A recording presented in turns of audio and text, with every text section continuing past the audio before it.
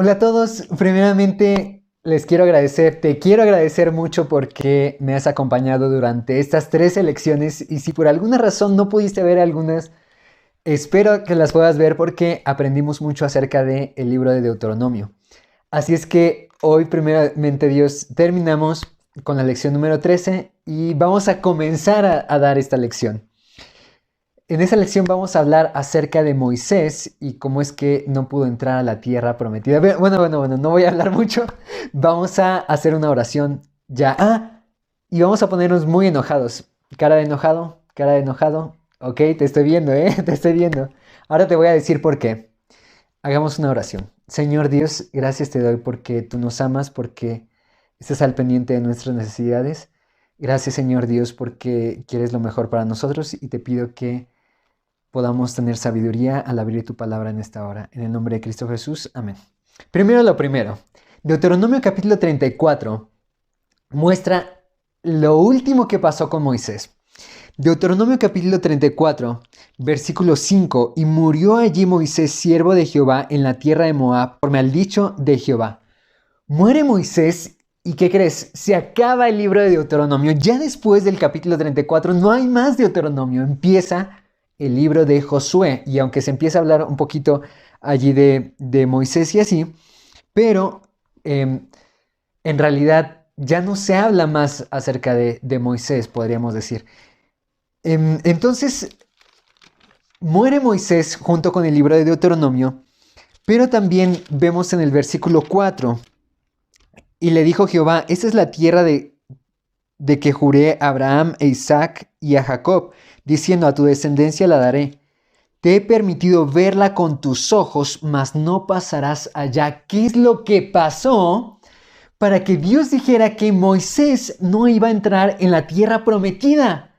¿Cómo es posible que su siervo, su mano derecha, la persona que sacó al pueblo de Egipto, que Dios sacó a través de él, no iba a pasar a poseer la tierra de Canaán? A pesar de todo lo que hizo, a pesar de todo lo que sufrió, a pesar de todo lo que vivió, Dios no se lo iba a permitir. Dios estaba, como habíamos dicho, enojado. Cara de enojado. Ok, te estoy viendo, ¿eh? Y ahora, ¿pero por qué? Resulta que Dios no fue la única persona que se enojó, sino que Moisés también se enojó. Pero Moisés se enojó con el pueblo de Dios. Vamos a ir a Números capítulo 20 y vamos a ver un poquito acerca de esta historia que nos intriga bastante. ¿Por qué? Vamos a dar un poquito de contexto, ¿verdad? Entonces, dice el versículo 8 que cuando el pueblo de Israel tuvo sed, Dios le da ciertas instrucciones a Moisés. Dice, toma la vara y reúne la congregación, tú y Aarón tu hermano, y hablad a la peña a la vista de ellos, y ella dará su agua. Y le sacarás aguas de la peña y darás de beber a la congregación y a sus bestias. Aquí está la instrucción de Dios. Toma la vara, reúne a la congregación y habla a la peña. ¿Te suena algo conocido de lo que se hizo en el pasado? Vamos a ver a Éxodo capítulo 17. Éxodo capítulo 17 se registra una historia bastante parecida. Y vamos a ver el versículo 5 y 6. Y Jehová dijo a Moisés, pasa delante del pueblo y toma contigo de los ancianos de Israel y toma también en tu mano tu vara con que golpeaste el río y ve, he aquí que yo estaré delante de ti allí sobre la peña en Horeb y golpearás la peña y saldrán de ella aguas y beberá el pueblo. Aquí estamos viendo una similitud bastante notable. Reunir a la congregación, tomar la vara y en vez de hablar iba a golpear. Aunque aquí dice también que iba a reunir a los ancianos, en la otra dice la congregación. Pero es bastante similar. Y entonces iba a poder Moisés dar de beber al pueblo. El problema aquí no era en sí el acontecimiento, porque le podían pegar, iban a salir aguas y le iban a hablar e iban a salir aguas. Dos momentos diferentes, dos situaciones distintas. La primera, Moisés hizo tal cual Dios mandó. En la segunda, Moisés hizo casi tal cual Dios había mandado. Vamos a ir a la segunda, que es la cual nos interesa. Números capítulo 20 nuevamente. Dice el versículo 9, entonces Moisés tomó la vara de delante de Jehová como le mandó. Muy bien. Y reunieron Moisés y Aarón a la congregación delante de la peña. Tomó la vara, reunió la congregación y les dijo, oíd ahora rebeldes. Es decir, estaba poniendo un ambiente tenso. Moisés hablándoles de cierta manera al pueblo, oíd ahora rebeldes. Moisés estaba enojado. Vamos a decirlo, oíd ahora rebeldes. ¿Te imaginas, verdad? La expresión de Moisés. Cuando hacemos cosas cuando estamos enojados, después de eso nos arrepentimos, nos llegamos muchas veces a arrepentir de lo que hacemos. Y Moisés hizo algo cuando estaba enojado. La próxima vez que estés enojado, mejor respira, calma, tranquilidad. Y después piensa bien lo que vas a hacer o lo que vas a decirle a la otra persona. Y dice, os hemos de hacer salir aguas de esta peña. O sea, Moisés y Aarón iban a hacer este milagro. No es que Dios lo iba a hacer. O sea, ¿cómo? Resulta que Moisés se estaba poniendo allí en el lugar de Dios. Dios tenía que hacer este milagro, pero Moisés dice que él y Aarón iban a hacer el milagro. Pero no estaban contemplando que era el poder de Dios el que iba a realizar el milagro. Mira lo que dice el siguiente versículo. Entonces alzó Moisés su mano y golpeó. Dios le había dicho que le hablara. Pero dice Moisés, esto ya me lo sé. O sea, Dios, si quieres que vuelva a hacer este milagro como la anterior vez, claro que lo voy a hacer. O sea, yo ya lo hice una vez. La segunda vez, pues por supuesto. Pero es curioso porque era difícil que en medio del desierto ellos encontraran agua, tan difícil que el pueblo murmuró contra Moisés, pero Dios dio la solución y dijo que le pegaran a la roca y de ella iban a salir aguas. En esa ocasión, en esta segunda ocasión, iba a ser todavía más difícil aún, porque el pueblo ya había visto que golpeándole a la roca iba a salir agua, pero no habían visto que por medio de la palabra de Dios ellos iban a experimentar un milagro. Dios había dicho que ellos iban a entrar en la tierra prometida y su palabra se iba a cumplir. Ahora Dios decía que le hablaran a la roca y su palabra debía y se iba a cumplir. Simplemente que Moisés dijo, bueno, es más fácil pegarle. Bueno, más bien, yo ya me conozco a esta señora. A ver, déjamelo a mí. Tú me dices que yo lo haga de cierta forma, pero déjamelo a mí. Lo voy a hacer de una forma que ya conozco y va a funcionar, estoy seguro. Y realmente sí funcionó. Porque resulta que dice que golpeó la peña con su vara 2 veces y salieron muchas aguas y bebió la congregación y sus bestias. ¿Qué estuvo mal aquí? Si lo importante era darle de beber al pueblo, ¿no? Pues no. Lo importante era hacer la voluntad de Dios. Si el pueblo se tenía que quedar sin beber, que eso no era la voluntad de Dios, pero sí se tuviera que quedar sin beber, lo importante era hacer la voluntad de Dios. Aquí hay algo bien interesante y te voy a leer una cita de la hermana White respecto a esto. Resulta que casi hace completamente la voluntad de Dios. Dios les estaba mostrando al pueblo, creo que nos muestra a nosotros, que no es transgrediendo la ley de Dios que nosotros vamos a entrar al cielo. Y 99% salvos significa 100% perdidos. Es decir que tu vida está marchando de la mejor manera, eres el mejor de toda la congregación, eres el más fiel a Dios, pero si en algún pequeñito punto tú fallas, entonces todo lo demás no sirve.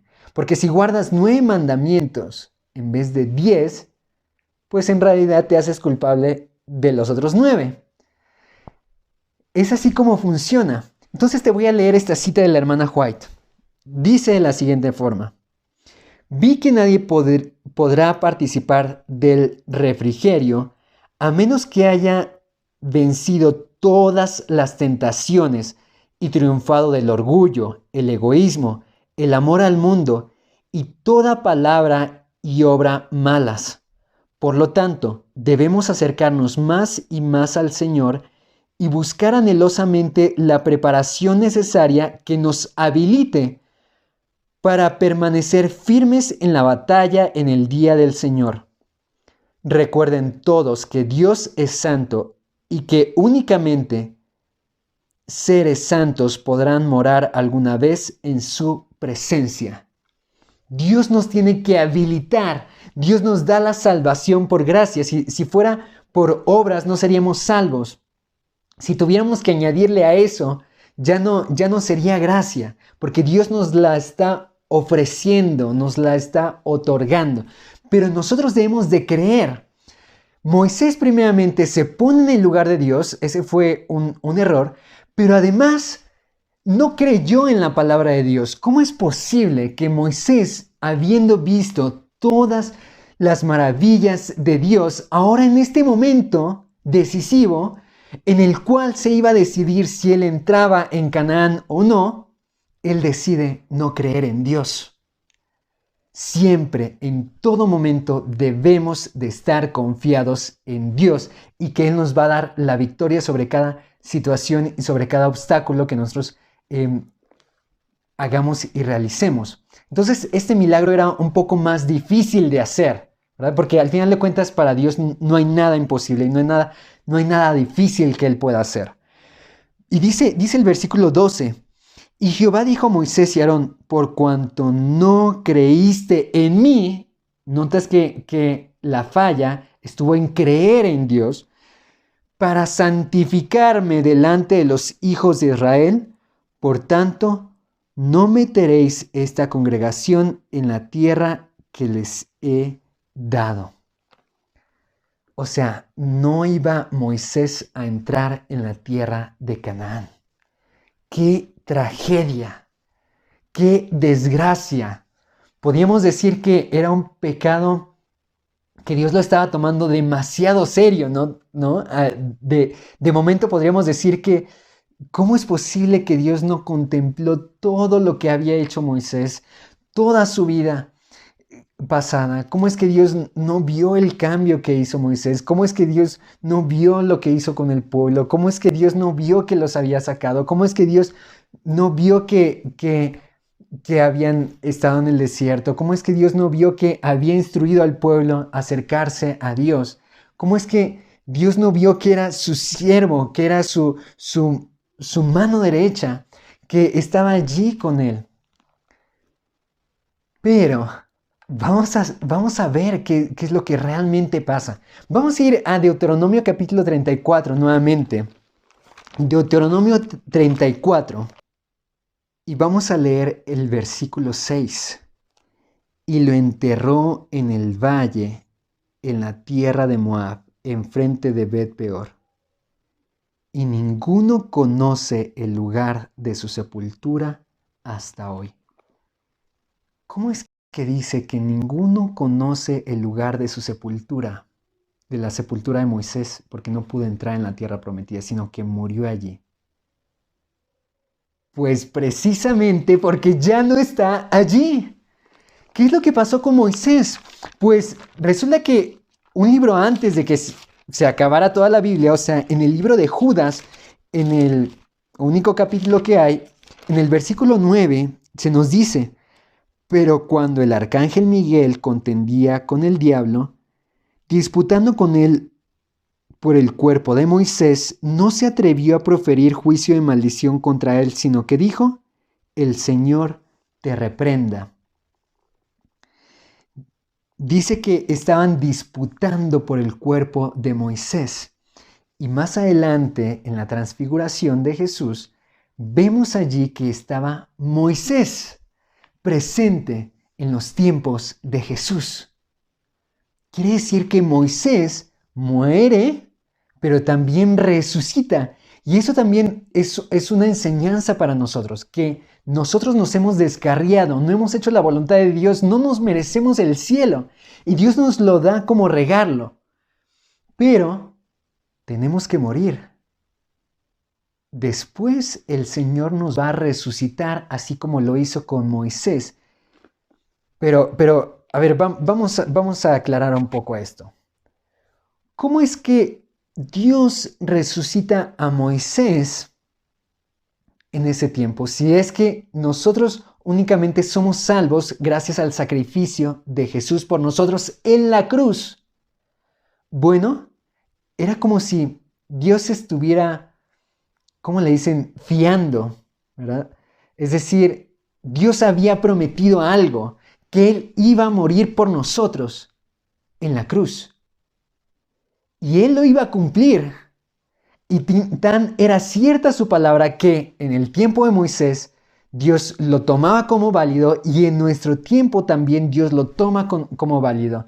Y cuando nosotros bajemos a la tumba creyendo en Jesús, entonces vamos a resucitar. Y dice 1 Corintios capítulo 15, dice el versículo 21, porque por cuanto la muerte entró por un hombre, también por un hombre la resurrección de los muertos. Eso es decir, a Jesús. Gracias a Jesús podemos tener resurrección. Dice también versículo 13 y 14, porque si no hay resurrección de muertos, tampoco Cristo resucitó. Y si Cristo no resucitó, vana es entonces nuestra predicación, vana es también vuestra fe. Cristo resucita y por lo cual nosotros también podemos resucitar. Sí hay una resurrección de muertos, pero es gracias al sacrificio de Jesús. Antes fue como promesa, pero fue una promesa cumplida en la vida de Moisés y también es una promesa para nosotros. Entonces, Moisés ya está en la Canaán celestial. Pero vamos a regresar entonces a Deuteronomio capítulo 34. Quiero decirte que pudo haber pasado algo diferente.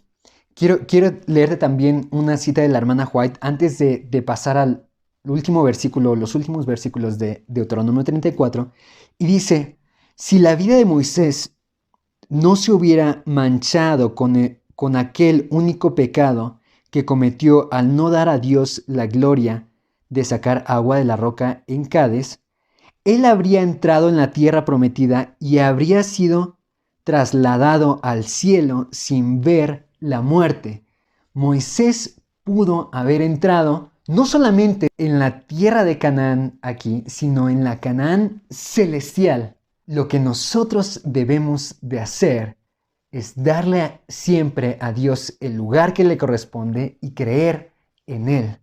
Creer que Él nos puede dar la victoria sobre el pecado, creer que Él nos da la tierra prometida. Ahora sí, Deuteronomio 34, 1. Subió Moisés de los campos de Moab al monte Nebo, a la cumbre de Pisga, que está enfrente de Jericó, y le mostró Jehová toda la tierra de Galaad hasta Dan. Dios le mostró la tierra prometida de aquí. Pero mientras Moisés miraba esa tierra, Dios también le mostró todos los acontecimientos futuros que iban a venir, hasta que la tierra fuera completamente restaurada. Dios le mostró la primera venida de Jesús.